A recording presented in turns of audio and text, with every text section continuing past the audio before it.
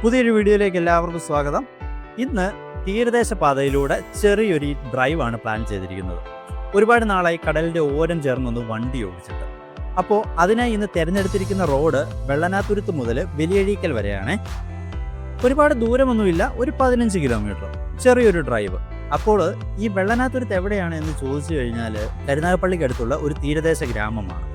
കരുനാഗപ്പള്ളിയിൽ നിന്ന് ഏകദേശം ഒരു 7 കിലോമീറ്റർ മാത്രം ദൂരമേ ഉള്ളൂ ഇവിടേക്ക്. നല്ല ശാന്തസുന്ദരവും സമാധാന അന്തരീക്ഷവും ഉള്ള ഒരു ബീച്ച് ഏരിയയാണിത് കേട്ടോ.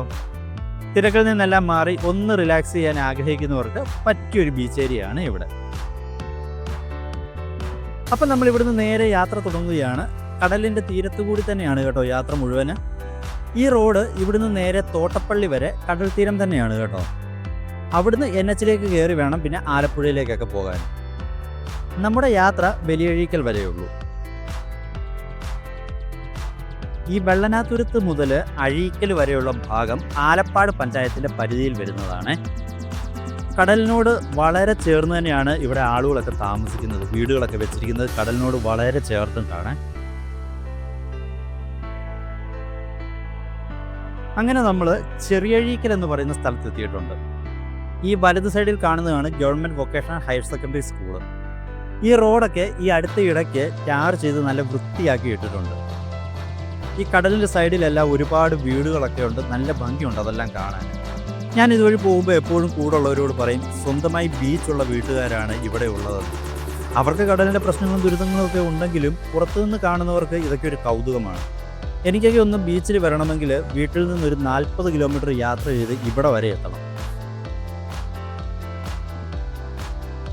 ഈ കാണുന്നത് ഒരു ഫുട്ബോൾ ഗ്രൗണ്ടാണ്. CFA ഫുട്ബോൾ ഗ്രൗണ്ട് എന്നാണ് ഈ ഗ്രൗണ്ടിനെ പറയുന്നത്. ചെറിയഴീക്കൽ ഫുട്ബോൾ അസോസിയേഷൻ, അതാണ് CFA.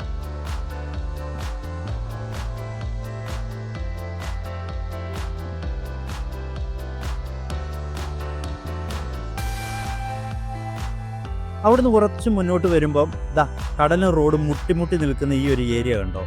ഇവിടെ നേരത്തെ അങ്ങോട്ട് ഇറങ്ങാനൊക്കെയുള്ള ഒരു ചെറിയൊരു സ്ഥലം ഉണ്ടായിരുന്നു.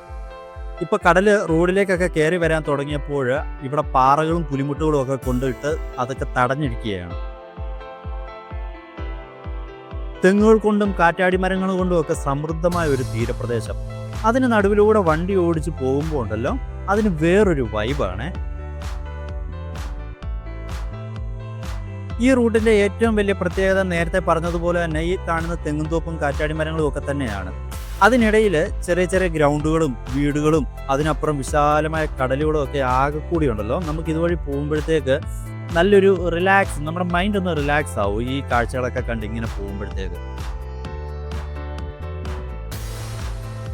അങ്ങനെ നമ്മളിപ്പോൾ മാതാ അമൃതാനന്ദമയുടെ അമൃതപുരി ആശ്രമത്തിന് മുന്നിലെ ബീച്ച് സൈഡിൽ വണ്ടി ഒതുക്കി. പറയക്കടവ് എന്നാണ് ഈ സ്ഥലത്തിൻ്റെ പേര്. മാതാ അമൃതാനന്ദമയുടെ ജന്മസ്ഥലമാണിത് കേട്ടോ. ഈ കാണുന്ന വലിയ വലിയ കെട്ടിടങ്ങളൊക്കെ ട്രസ്റ്റിൻ്റെ കീഴിലുള്ള ഓരോ സ്ഥാപനങ്ങളാണ്. ഈ ഒരു ബീച്ച് സൈഡിൽ കൂടുതലും വിദേശികളെയാണ് നമുക്ക് കാണാൻ സാധിക്കുക. ഇവിടെ അമൃതാനന്ദമയുടെ ആശ്രമത്തിൽ വരുന്നവരാണ് അവരൊക്കെ.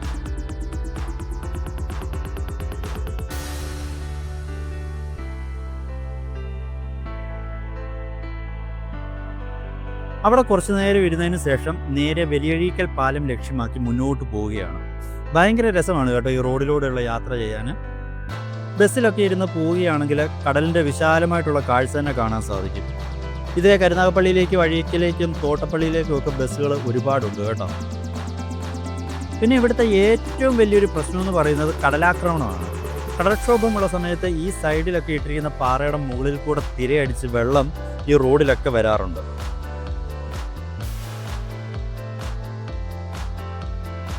കടലിനെ ഒട്ടിമുട്ടി ഇങ്ങനെ കാഴ്ചകളൊക്കെ കണ്ടുപോകാൻ എന്താ രസം. ഞാൻ സ്ഥിരം യാത്ര ചെയ്യാറുള്ള ഒരു റോഡാണിത്. വണ്ടിയുള്ളവരാണെങ്കിൽ തീർച്ചയായിട്ടും നിങ്ങൾ ഇതുവഴി ഒരു ഡ്രൈവ് നടത്തണം. അതൊരു വേറെ ഫീല് തന്നെയാണ്. പിന്നെ കടൽക്ഷോഭമുള്ള സമയത്തൊക്കെ ആണെങ്കിൽ ഇതുവഴി ഒന്നും വന്നേക്കരുത്. തിരയൊക്കെ അടിച്ച് വണ്ടിയെ കയറി ആകെ പ്രശ്നമാണ്. നമ്മളിപ്പോൾ പോയിക്കൊണ്ടിരിക്കുന്നത് ആലപ്പാട് പഞ്ചായത്തിലൂടെയാണെന്ന് ഞാൻ പറഞ്ഞല്ലോ. കൊല്ലം ജില്ലയിലാണ് ഈ ആലപ്പാട് പഞ്ചായത്ത് എന്ന് പറയുന്നത്.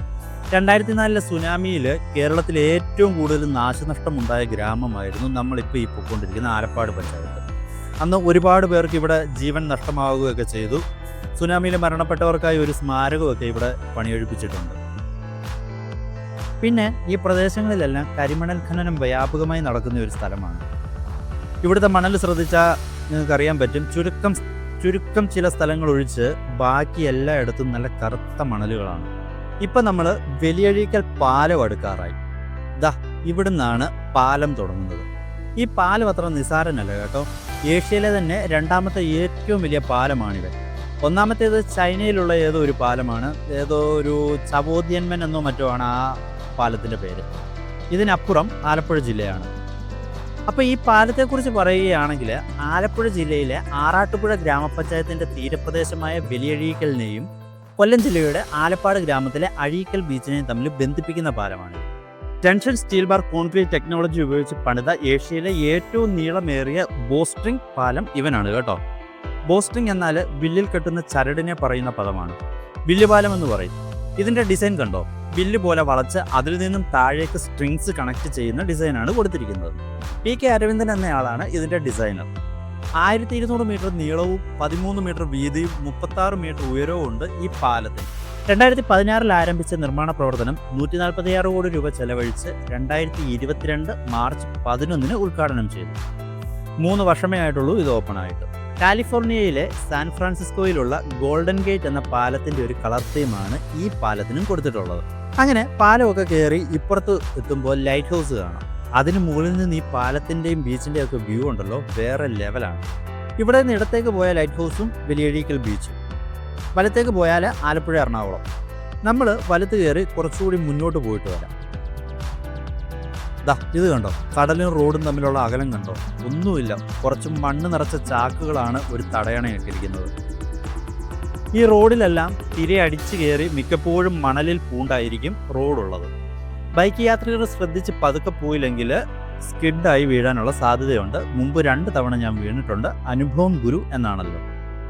അങ്ങനെ നമ്മൾ മുന്നോട്ട് പോകുമ്പോൾ ഇവിടെ ചെറിയൊരു ബീച്ച് ഏരിയ ഉണ്ട്. നമുക്ക് വണ്ടി ഇവിടെ ഒതുക്കിയിട്ട് ഇവിടുത്തെ കാഴ്ചകളൊക്കെ ഒന്ന് കണ്ടുവച്ച് തിരിച്ചു പോകാം. തെങ്ങുകൾ കൊണ്ട് നിറഞ്ഞ ഒരു ബീച്ച് ഏരിയ. സത്യത്തിൽ ഇവിടെ ഒരുപാട് വീടുകളൊക്കെ ഉണ്ടായിരുന്നതാണ്, എല്ലാം കടലെടുത്തുകൊണ്ട് പോയതാണ്. ഈ റോഡിലൊക്കെ മണൽ മാറ്റി ഇപ്പം നല്ല ക്ലിയർ ആക്കിയിട്ടുണ്ട്.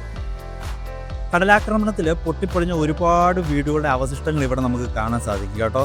അതുപോലെ തന്നെ ആ പൊട്ടിപ്പൊളിഞ്ഞ് കിടക്കുന്ന വീടുകൾക്കകത്തെല്ലാം നല്ല മണൽ വന്നിട്ട് അടിഞ്ഞ് ഭിത്തിയൊക്കെ നല്ല പൂർണ്ണ താഴേക്ക് പോയിട്ടുണ്ട് കേട്ടോ. ഞാൻ പറഞ്ഞില്ലേ, നല്ല കറുത്ത കളറാണ് ഇവിടുത്തെ മണലിന്.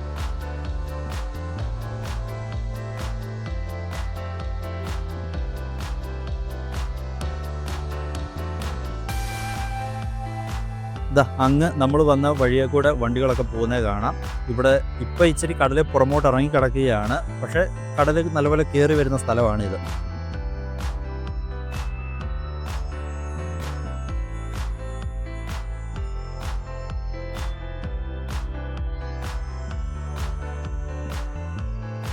ഇങ്ങനെയാണ് വലിയഴീക്കൽ പാലത്തിൻ്റെ രാത്രി ദൃശ്യം.